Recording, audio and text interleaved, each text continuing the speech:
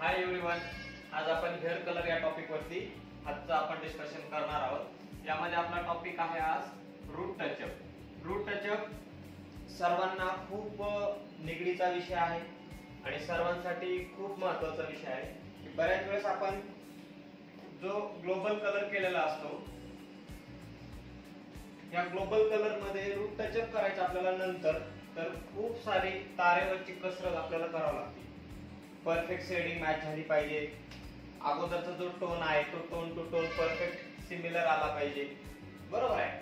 हा तर आपल्यासाठी महत्त्वाचा पॉइंट आहे, पण यापेक्षाही महत्त्वाचा पॉइंट आपल्यासाठी हा आहे की आपण जेव्हा ग्लोबल कलर करतो त्यावेळेस रूट टचअप हा बऱ्याच वेळेस असं होतं की जो हा डोक्याचा भाग आहे आणि हा हेअर आहे, हा रूट आणि हा मिड लेंथ,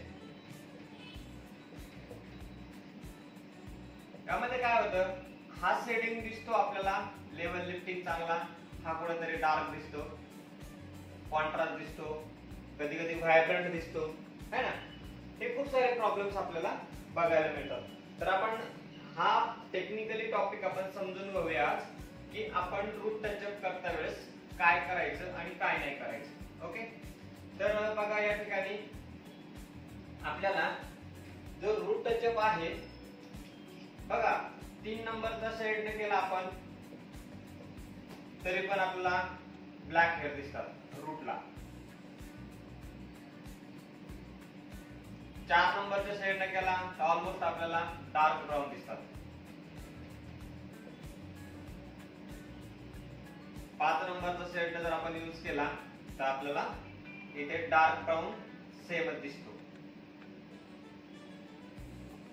असं का होतं, आपण फॉर एक्झाम्पल 5.15 चा जर ग्लोबल कलर केला आणि आपल्याला 5.15 ने जर रूट टचअप करायचा म्हटलं तर ते सुद्धा आपल्याला पॉसिबल होत नाही, because fashion shade 100% grey hair cover करत नाही, बरोबर आहे। जर फॅशन शेड आपल्याला 100% ग्रे हेअर कव्हर करत नसेल तर आपल्याला काय करावं लागतं, बेस घ्यायला लागतो, बेस शेड। मग आता बेस शेड आपण जर इथे घेतला, आता 5.15 हा जर घेणार असेल, हा कलर जर क्लायंटचा आहे तर आपल्याला रूट टचअप करता वेळेस आपण 5 नंबरचा बेस घेऊ। पण ऍक्च्युअल कंडिशन अशी होती जेव्हा आपण हेअर वॉश करतो, हेअर वॉश केल्यानंतर आपल्याला समजतं की रूटला हेअर डार्क ब्राऊन दिसते, हे मॅच होत नाही।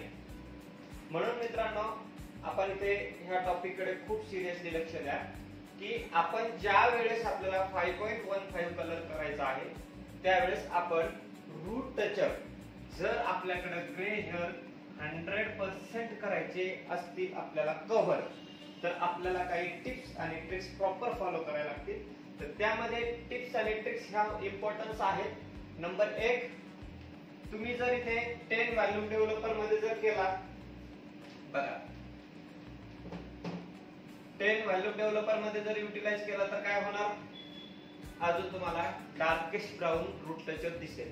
10 व्हॉल्यूमचा पण आपण इथे यूज जास्त करू शकत नाही। 20 व्हॉल्यूम जर आपण यूज केला डेव्हलपर तर त्या 20 व्हॉल्यूम डेव्हलपरचं आपल्याला टाइम सोबत प्रॉपर प्लॅनिंग करायचंय। 30 व्हॉल्यूम आपण हार्श व्हॅल्यू असतो वापरू शकत नाही रूटला, बरोबर आहे। मग 20 व्हॉल्यूम ना आपल्याला रूट टचअप करायचं हा आपला थंब रूल आहे।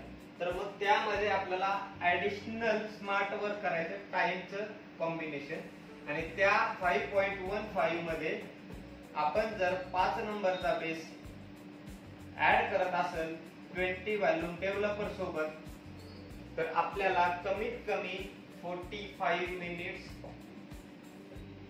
त्या प्रोसेसला 35 to 45 मिनिट्स आपल्याला वेट करायचा आहे।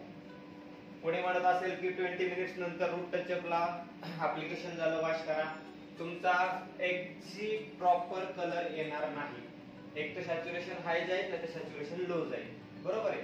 म्हणून इम्पॉर्टन्स पॉइंट आहे की आपण रूट टचअप करता वेळेस जो फॅशन शेड आपण घेतो त्यासोबत आपल्याला बेस कलर घ्यायचा असतो। 20 व्हॉल्यूम मध्ये आपण त्याला 35 मिनिट मिनिमम मॅक्झिमम 45 मिनिट हा टाइम ड्युरेशन तुम्ही फॉलो करा आणि रूट टचअप सोबत ग्लोबल कलरचा प्रॉपर एन्जॉय करा. जर तुम्हाला अशाच नॉलेजेबल ट्रिक्स आणि टिप्स पाहिजे असतील तर ह्या चॅनलला ब्युटी मार्क या चॅनलला लाईक करा, सबस्क्राईब करा आणि शेअर करा. तुम्हाला नेक्स्ट कोणत्या टॉपिक वरती तुमचा प्रॉब्लेम्स काय असेल नेक्स्ट तुम्ही विचारू शकता. कमेंट बॉक्स मध्ये तुमचा प्रॉब्लेम्स तुम्ही विचारा. आपण त्या टॉपिक वरती पण व्हिडिओ बनवूया. Thank you for watching.